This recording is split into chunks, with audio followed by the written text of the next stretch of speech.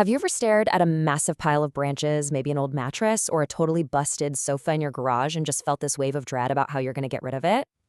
Well, you're definitely not alone. Proper waste management is absolutely essential for keeping our neighborhoods looking good, but man, scheduling a bulk trash pickup in a major city like Dallas, it can seem incredibly daunting at first. So, welcome to today's explainer. We're demystifying the surprisingly complex world of Dallas bulk trash pickup. We're going to simplify this entire process for you, step by step, so you can finally clear out that clutter without the headache. Okay, let's kick things off with a question that might actually make your wallet hurt a bit. Did you know that setting out just a single trash bag early could cost you a massive $250 fine? It's true. The city's rules are strictly designed to keep the streets clear, but missing your exact scheduling window by just 24 hours can instantly trigger a super steep code compliance penalty. I mean, this is a very real problem. Just look at this resident's story. They found out the hard way that violating Municipal Code 18-4 carries some hefty minimum fines. And you know what's worse? If you try to fight that fine in court and actually lose, the penalty can double.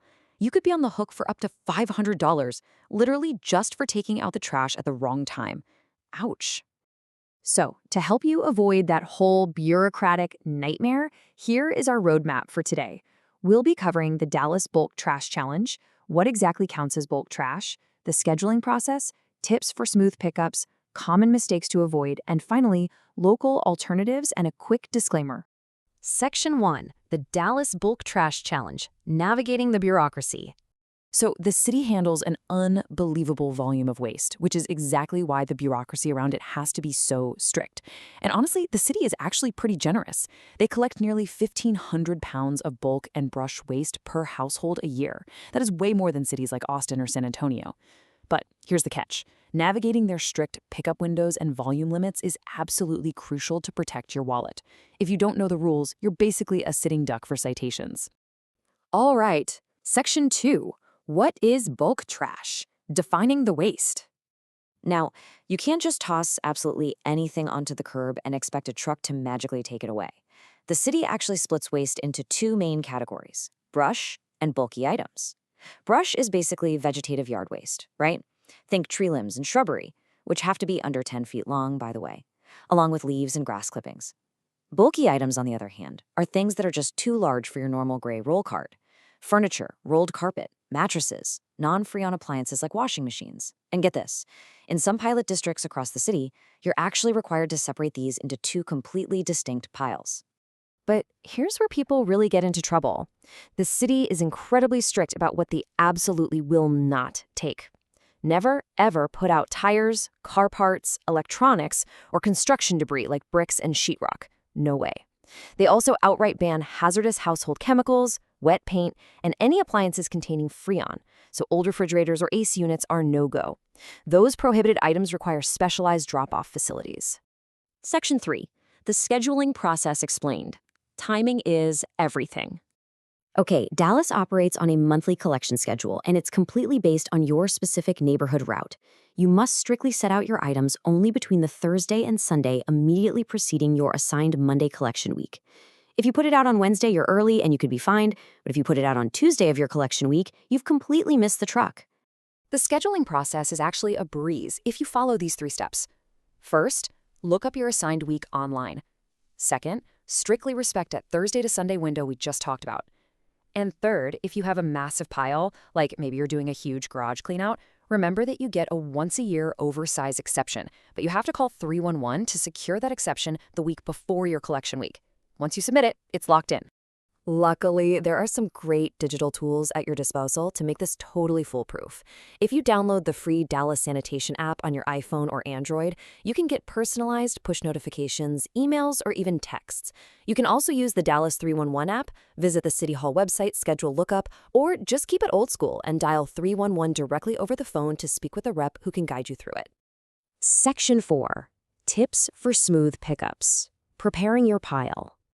Preparation is the absolute secret to avoiding a rejected pile, and the most crucial thing to remember is the number 10. 10 cubic yards is your strict monthly volume limit. To put that into perspective, 10 cubic yards is roughly the equivalent of 10 household ovens, or a small pickup truck bed stacked 4 feet high. If your pile is larger than that and you haven't requested your annual exception, they're going to bill you a fee right on your water bill for the overage. Preparing your trash correctly is key, and as you'll see here, this is what a perfectly compliant brush pile looks like. Notice how the limbs are separated from any household junk. They're clearly under the 10-foot length and 8-inch diameter limits, and most importantly, they are placed safely just behind the curb. They aren't blocking the street, the sidewalk, or a fire hydrant. Perfect. When you prep it correctly, the city's massive grapple trucks can easily access and scoop up your yard waste.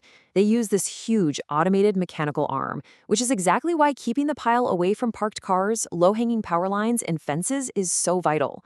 Doing this prevents delays, rejected piles, and obviously those dreaded violation stickers. Section 5. Common mistakes to avoid. Don't let this be you. Understanding what not to do is just as important as knowing the rules because, well, we see the same errors happening all across Dallas. This right here is a major, real-life mistake we see all the time: bagging your leaves and grass clippings in black plastic garbage bags. You must never use plastic bags for yard waste because they actually contaminate the city's compost supply. They simply can't be mechanically sorted. If you do this, your pile will be rejected. Always, always use compostable paper craft bags for your yard waste.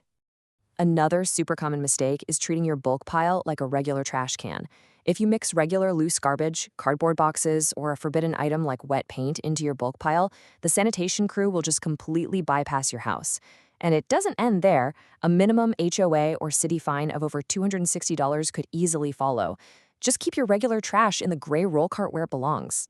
Section 6. Alternatives and final disclaimer. When you can't wait. So what do you do if you simply can't wait a whole month for your neighborhood's designated pickup week, or if you have prohibited items? Well, if you have access to a passenger car or a pickup truck, Dallas residents can actually drop off excess waste at the McComas Bluff landfill and the 3 city transfer stations completely for free. And for those prohibited hazardous chemicals or paints, you can take them to the Dallas County Home Chemical Collection Center. You just need to show proof of residency, like a valid Texas ID with a Dallas address or a recent water bill. Oh, and remember, if you go to the landfill, make sure your load is covered with a tarp, or they'll charge you a $40 fee. Now, if you don't have a truck or you just don't want to do the heavy lifting, there are private sector alternatives. Services like Drop Curb or XB Junk Solutions offer same-day, limit-free pickups starting around $80 to $100, which bypasses the city's 10-yard cap and those monthly wait times entirely. You could also hire some help via TaskRabbit or even call the city for their on-demand Cost Plus service, where they'll give you a free estimate to come pick it up out of cycle for a volume-based fee. Section 7. Recap and conclusion. So, wrapping up our journey through the Dallas municipal waste system, scheduling bulk trash really doesn't have to be intimidating if you just follow the blueprint. Stick strictly to your designated Thursday through Sunday window, obey that 10 cubic yard limit, keep your piles separated, and never mix in prohibited items. Please note that while this explainer gives you the ultimate framework to efficiently manage your bulk trash and avoid fines, municipal rules and schedules are always evolving. Be sure to confirm all details with local Dallas authorities or by dialing 311, as this information is for educational purposes only and is accurate as of filming. So now that you're completely armed with the secrets of the sanitation schedule, how are you going to conquer your next big home cleanout? Let us know down in the comments.